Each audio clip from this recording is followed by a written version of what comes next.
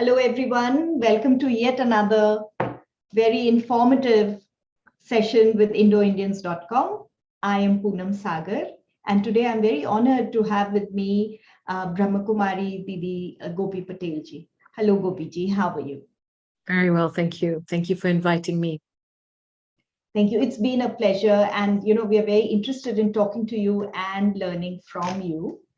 And I'd like to, before we begin, I'd just like to give a very brief introduction about you so that we can set it all into context.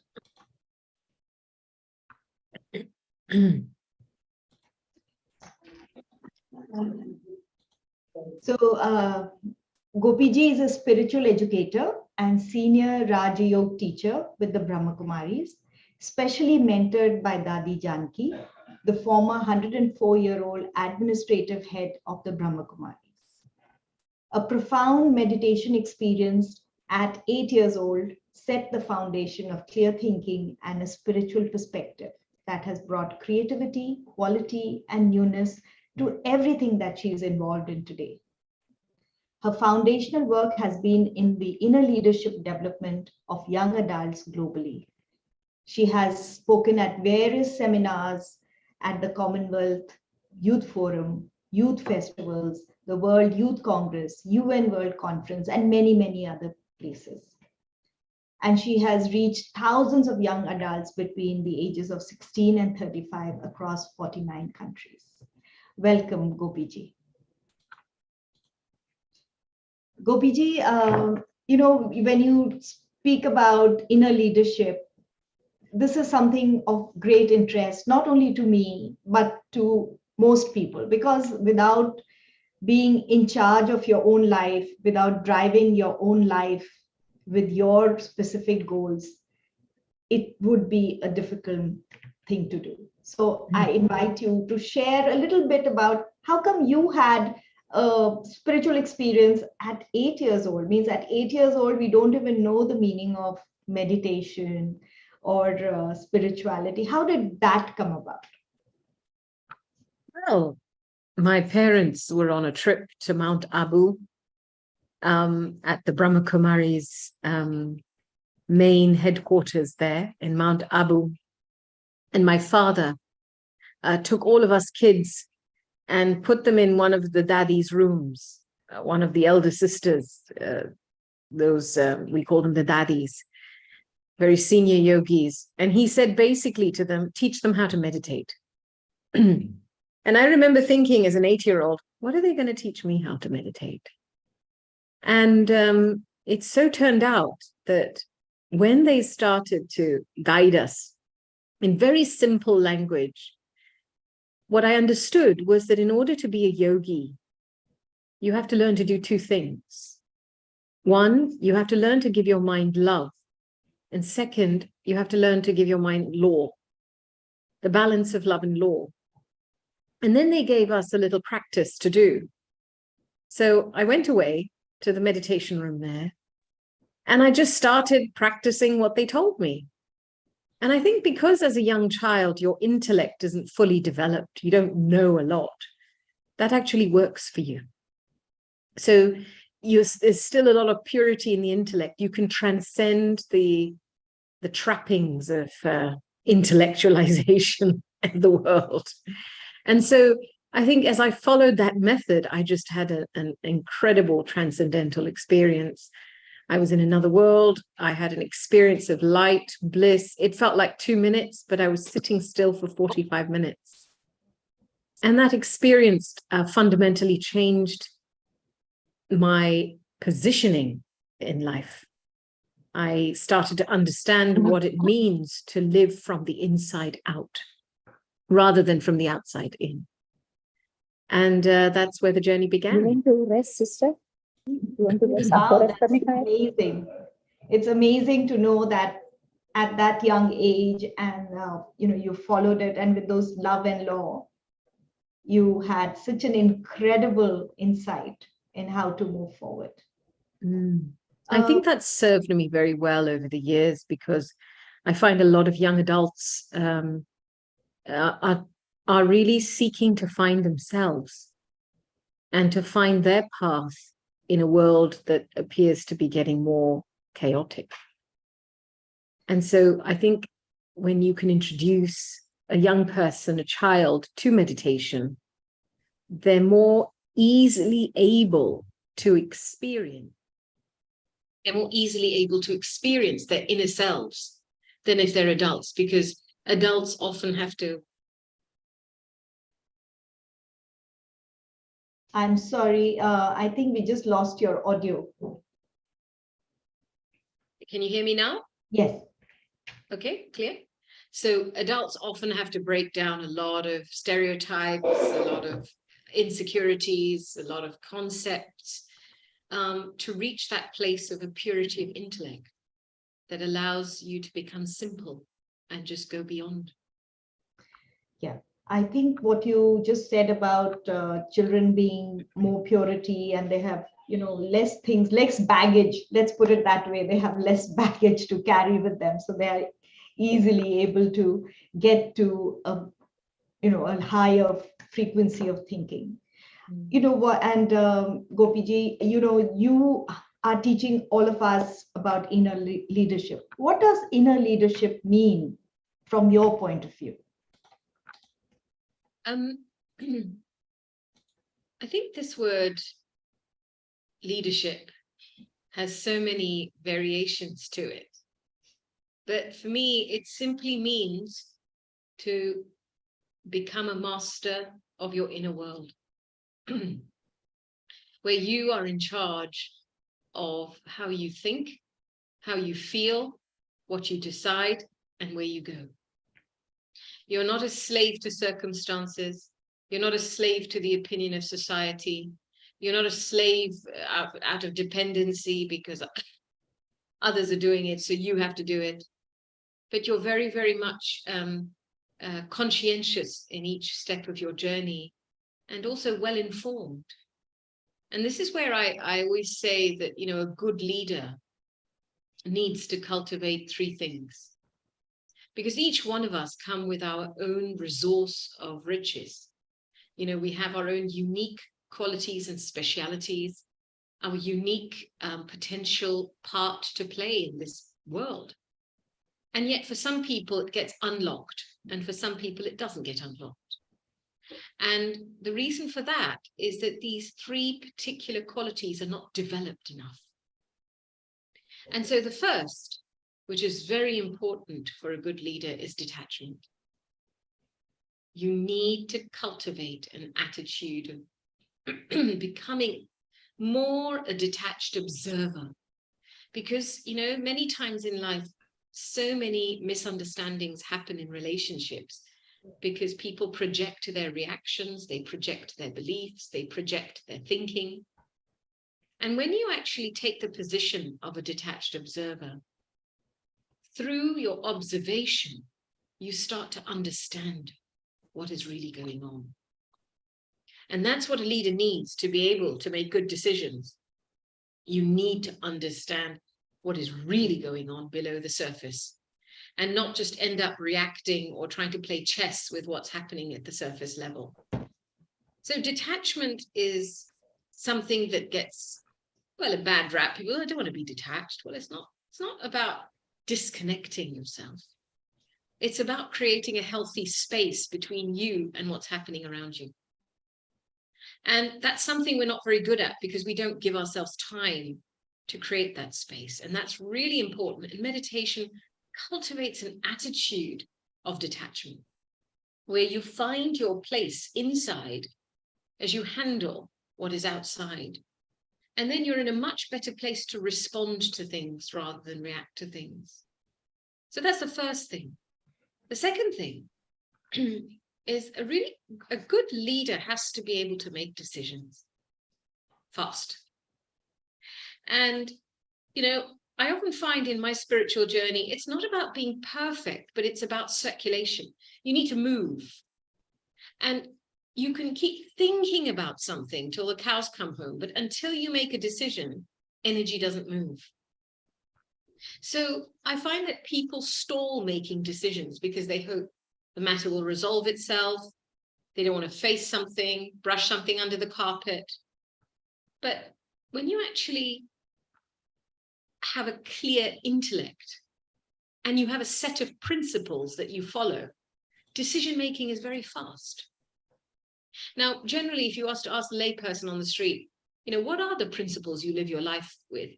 Can you tell me? It's very difficult because most people are living their life for their bodies, for food, for your job, for other people. They're living their life through their attachments, but they're not living with purpose. And so at a very deep level, to be able to make quick decisions, and decisions per se, you need to deeply reflect on your value system and your internal principles. What are the principles that I value in my life? And these are the kind of, if you like, the lines of protection that help me stay in my dignity and my self-respect. Because these are the principles that help me to build a life based on my values. So a good leader has to really think deeply about their personal principles. Only then can they be in a position to make decisions effectively and benevolently, right? Otherwise, you end up being selfish in your decision-making process. You can get transactional. And sometimes people come to me and say, well, how do we know what is the right decision? And I say, well, there's no such thing as a right decision. A decision is only an act, right? So it's a bit like following the sat nav in your car. It'll say, go right, you go right. Okay, if that's the wrong way, then you go left. So you can keep making as many decisions as you want, as long as you learn from them. But you have to make a decision because that's the only thing that helps focus your energy and move things. So good leaders know how to make good decisions. And the last thing is character. A good leader builds their character. I remember during the time of the Gulf War, when I was in Africa, I was born in Kenya, and in Mombasa is a port. And so the warships from the USA would stop to refuel, to, recuperate in the port of East Africa, Mombasa. And I remember during that time hearing the story from a particular army general. And he said, a good leader has two things, character and strategy. But if you have to be without one, be without the strategy.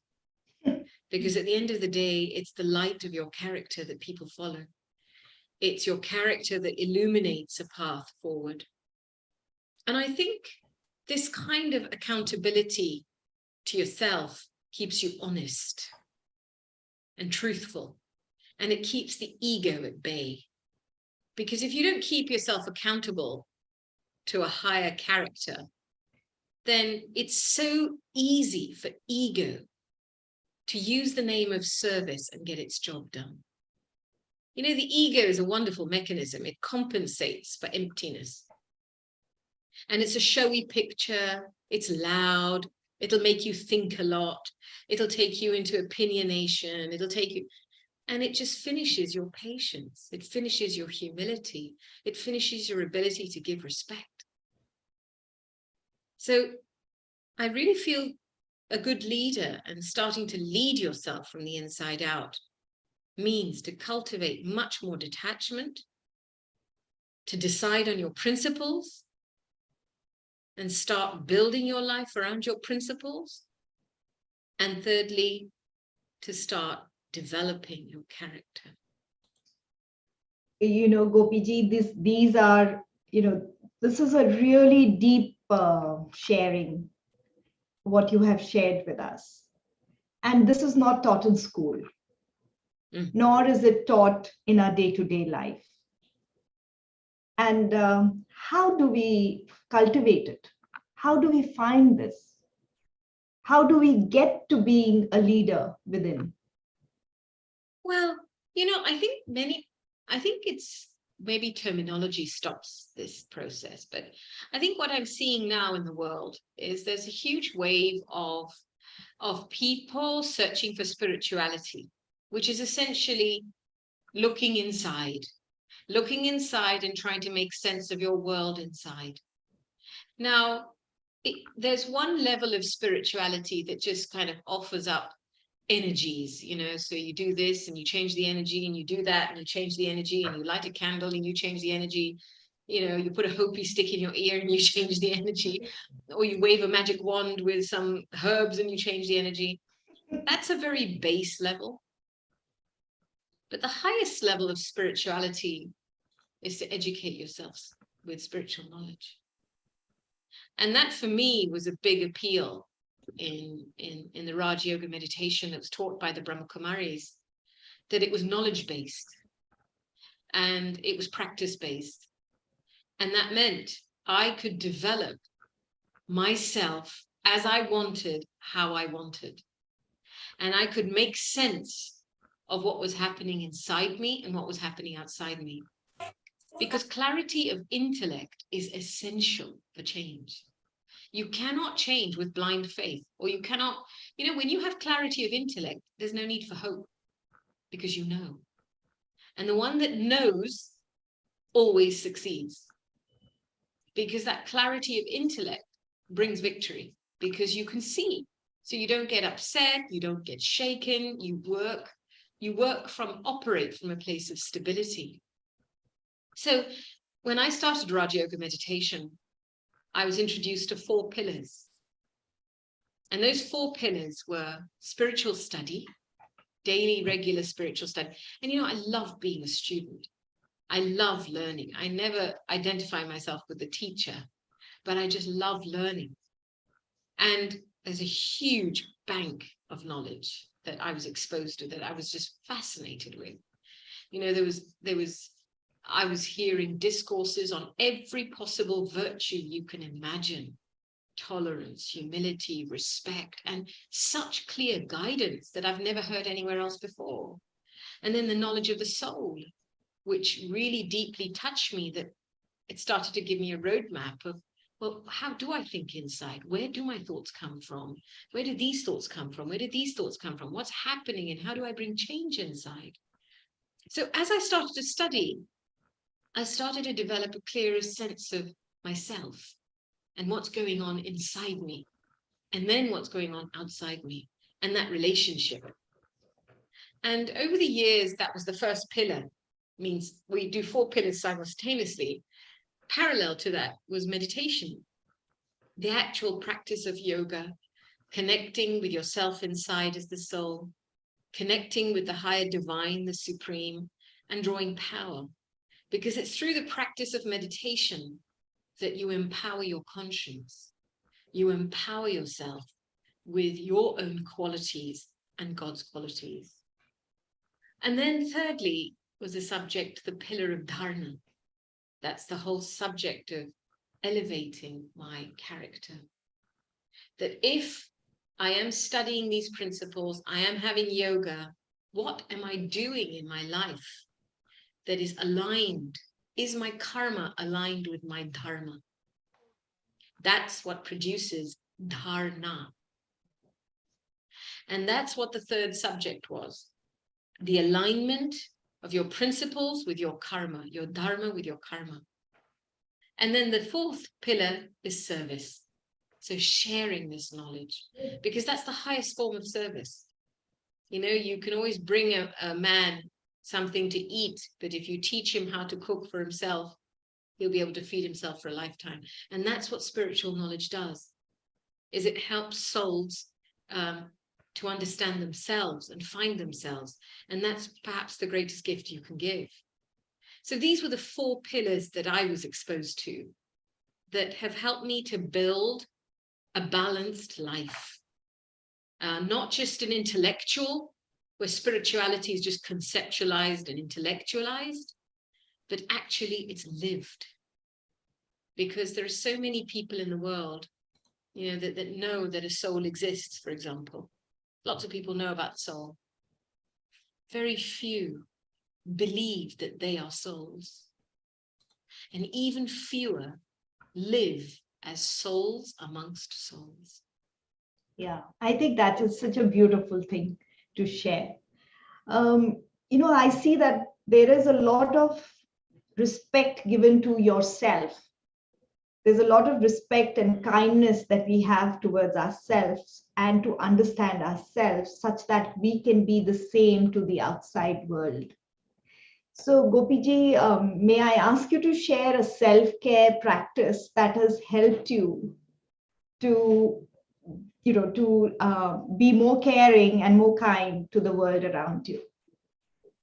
Gopiji, One of the at the same time, I would like to ask you how to continue the self-respect mode. That is very, very important to survive well. This also please explain. Poonam, if you can. Mm. Thank you, Geeta.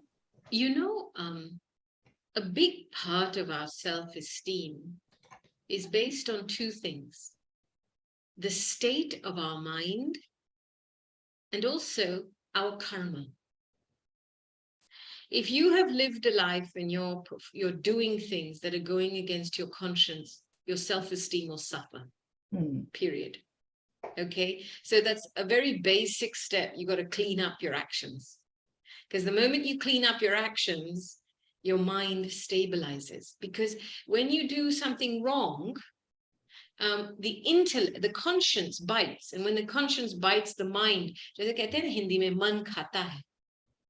the mind destabilizes. So at the very basic level, I've really got to look at my karma and say, where can I clean up my karma? Now, the other side of the coin, maybe your karma is good. Maybe it's good, you're stable, you can't see that there's anything wrong, your consciousness is biting, but the mind is weak. And this is where, for me, a self-care practice is about strengthening the mind. And that means applying a break to my thinking every so often. There you are correct. There you are correct. Please expand this. Yes, this is very important, because we live in a culture where we think thoughts are everything. Yes, they are, but no, they're not. Because, in its origin, a sankalp, that's what we use in Hindi and Sanskrit for the word thought. San means goodness, kalp means bij. It is literally a seed of goodness. Now, if you look at the general category of your own thinking, they're just recycled belief systems. And we're just operating day to day on recycled belief systems. That's it. We're just in this rat wheel. Now, until I actually stop and I just let everything go for a few minutes, I let all the triggers go and I just allow the mind to settle, I cannot create a sankalp, a thought of goodness. And then even if you have one thought of goodness, one pure thought, you can experience so much joy and satisfaction in your life. And so I find that sometimes I have to periodically throughout the day, I have certain times, at least 5 times minimum in the day, where I stop for a couple of minutes and I just drop all the triggers and I apply the brake and disengage from what I'm involved in. And I literally just make my intellect bodiless. I just take it away, extract it out of all these things. It takes some time. In the beginning, it used to take time because you're so engrossed in what you do that to extract yourself out of it, kind of get irritated. Oh, another time you have to stop. Can I delay it? But when you actually enjoy this practice and you practice it enough, it's like stepping under a cool waterfall. It's like tasting a sense of deep silence and peace. And you feel so good inside yourself. And then when you come out with that freshness, with that newness. And that way you can actually find yourself becoming more productive because you're not overthinking about things. It is a deep addiction we have. We kind of think if we try and outthink something, if we try and understand something, we'll change. No. You have to make the effort to stay close to yourself. Yeah. Feel yourself inside. And that being inside is beyond thought. It is the creator of thought. It is the soul. And the moment you connect with that soul inside, beyond thought, it is a place of deep peace, deep stability, deep love, deep compassion, deep power. And it's extremely nourishing and rejuvenating. The way you describe it, Gopiji, I want to go there with you. Yes. 5 times a day. Yes. It's like a mini, it's an oasis of calm. Yes, absolutely. And now, when you see the benefits of that and how that changes your, sometimes when I've had these, we call them traffic control moments, where you stop the traffic of your thoughts. And when I've had these moments, suddenly I realize, I get what I have to do. Maybe I've been laboring over something or whatever, and then I have a moment like this, and suddenly everything becomes clear. I know what I have to do.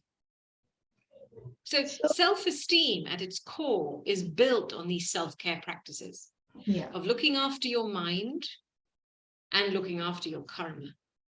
Very important.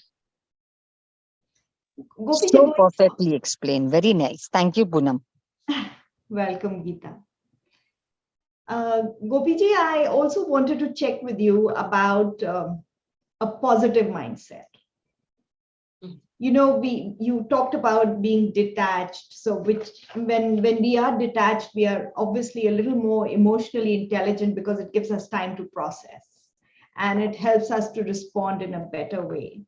And, but going forward with everything that is happening around us, how can we cultivate and maintain a positive mindset? When we talk about detachment, I'm not processing anything.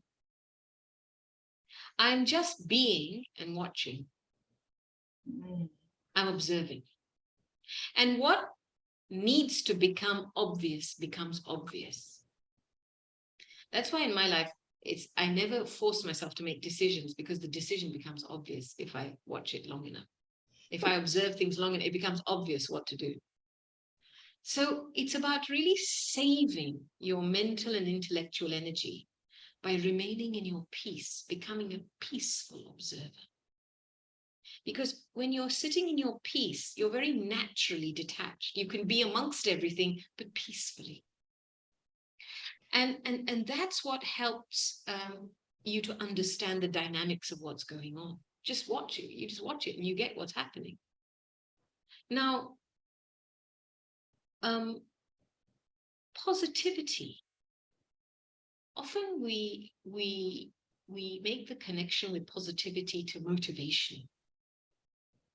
Motivation, motivate, encourage. And it's not exactly that. Positivity is linked to your deepest inner qualities. It's a qualitative response to be positive. Now, it can take many forms.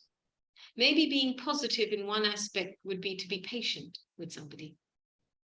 Maybe being positive in another aspect would be to appreciate somebody. Maybe being positive in another aspect would be to stay silent and not say anything. Withhold your judgment. Maybe to be positive in another aspect would be to respect someone. So positive isn't about motivational, being a motivational speaker. I find motivational speakers, frankly, it can become false after a while, because you can't falsely encourage somebody without actually being the energy that's needed in that moment. Absolutely. So, you have to be what's needed in that moment. And many times when I enter situations, I just ask myself the question, what do I need to be here? Really simple. And that's what helps me to understand, okay, I need to be patient here. I need to be respectful here. Maybe I need to be tolerant here. So all of these are different faces of the expression of your qualities. And you can call that positivity, but I call it a qualitative response to life.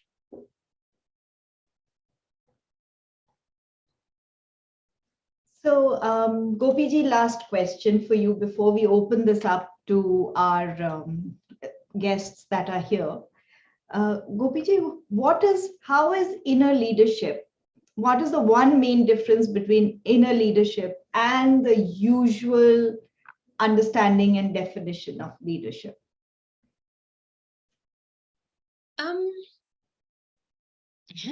I think out there in the world, the word leadership is associated with being dynamic and making things happen. And spiritual leadership, inner leadership, is enabling things to happen. And that requires a very different power source. You know, it requires much more patience, much more peace, much more love, much more respect, but it has longer lasting results, more sustainable results. So one is making something happen, and the other one is enabling something to happen. Thank you. I think that was a very beautiful answer about making, being the change rather than making a change. Mm. I'd like to also invite our guests who are here on the panel if they have any questions for Gopi ji. Would anybody like to ask a question? Please, you can unmute yourself, enable your video and ask a question.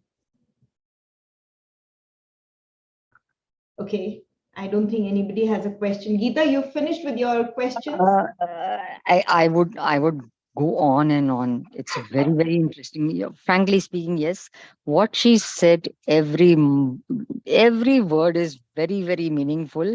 And I really appreciate, thank God that, I'll have a recording of it, because what she's speaking is like the golden pearls. In spite of you're so strong sometimes and you want to, that self-respect thing. And she told me, yes, the one thing is weak mind, which is so correct. Your mind gets weak and you get carried away, and then you get involved in so many things. Generally, many people, my clients also, they are weak, so they cannot do so many things. So I really wanted to understand, one is self-respect. That's perfect. And the second is, maybe you have self-respect, maybe you are grown up well and you have not done anything wrong with your karma, but your mind is weaker. So correct, so correctly explained. Perfect, perfect. I mean, I have got an answer after so many days, that how to treat somebody. Now I got it. Thank you so much. Thank you so much, Ms. Patel. Thank you, Geeta. Thank you. So Gopiji, how do you like Indonesia? Is this your first trip here? No, this is my second visit to Indonesia. Okay. So I'm always grateful welcome to Sony for always introducing me to speakers and leaders such as yourself to come and share your knowledge with us. And I'm very grateful for your time and sharing that you've done with us. Thank you so much. Thank you very much, Poonamji. Thank you. Have a lovely day to everyone. Thank you for joining. Shall we have a moment of silence together to finish? Absolutely. Yeah, sure. Yes. Yes, I think Partesh has a question. Yeah, please. I'm sorry I didn't speak up earlier. In leadership, when we see that a person is not really capable and he is promoted and he's holding a position, how do we work with such a person? How do we help him?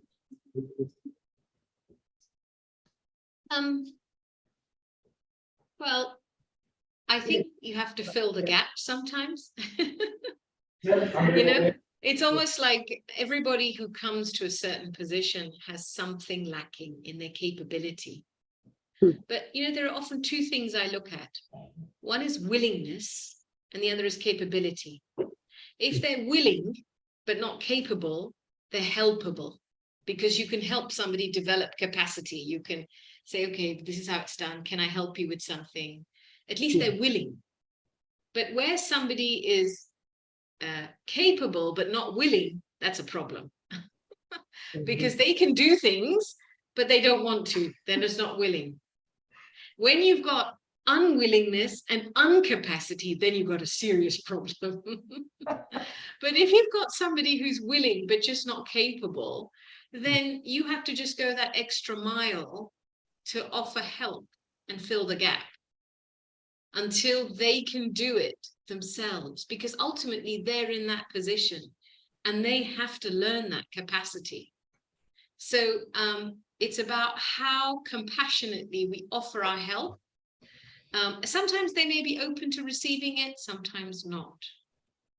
And it's okay, because I tell you something, at the end of the day, the heart is always bigger. And I have seen, especially within the Brahma Kumaris, we are, 1 million volunteers strong in 120 countries worldwide. Nobody gets hired, nobody gets fired. And nobody, in many places, nobody's capable of doing what they do.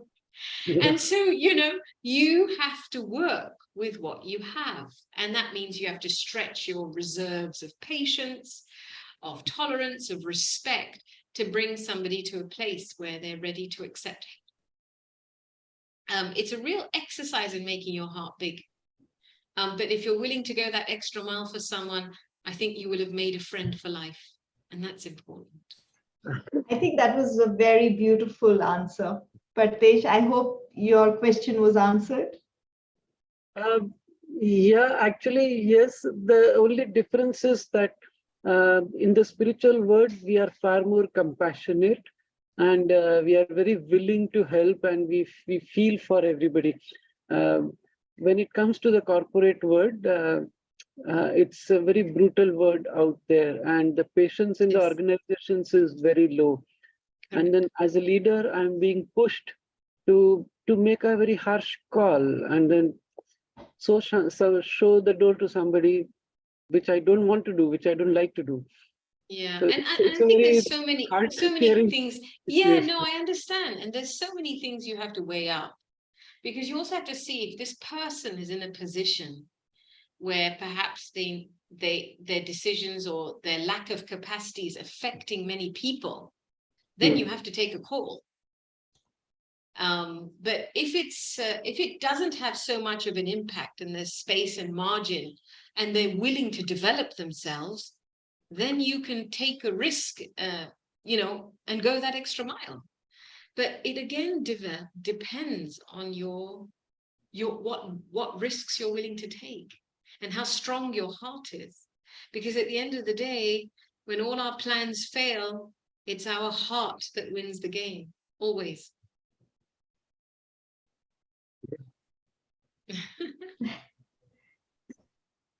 And you've got a lovely heart. That's why you asked the question. Yeah, thank you so much. Yeah, I understand. I think I'll be able to cope up to the situation and do something. You will. You will. You Thank will. you. Trust your heart. It knows what to do. Yeah. Thank you so much. Thank you. So let's have a moment of silence together. And in this moment of silence, allow yourself to become present.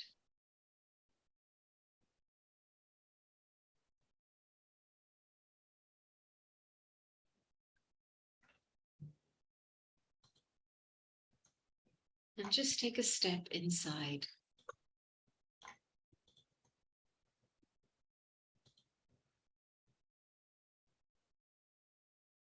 And breathe.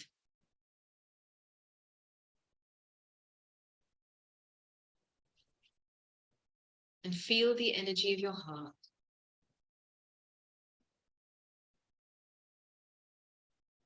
And open your heart to appreciating this moment now.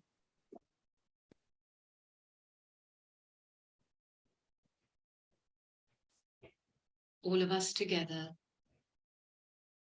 a gift from God, and a gift from my fortune.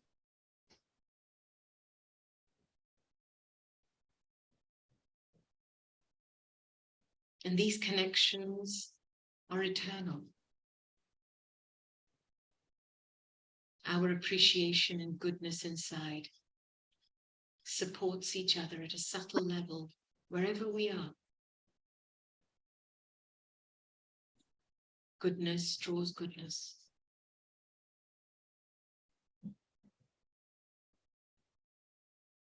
And so just step away from all the labels and the roles. Breathe and let yourself become light. There is a living being inside that thinks, that feels, that gives life to this body. It's a very subtle being.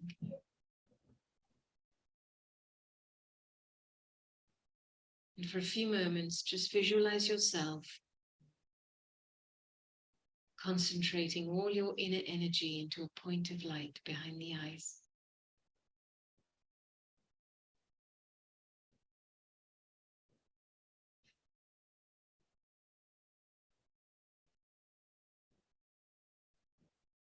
Become light and become a star of peace.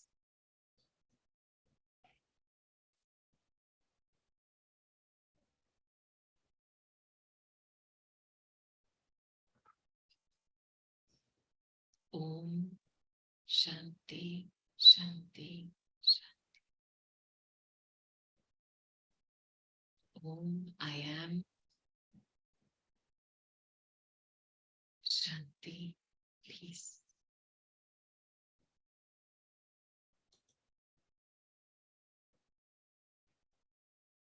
Thank you. Thank you, Gopi ji. That was beautiful. Shanti, Shanti.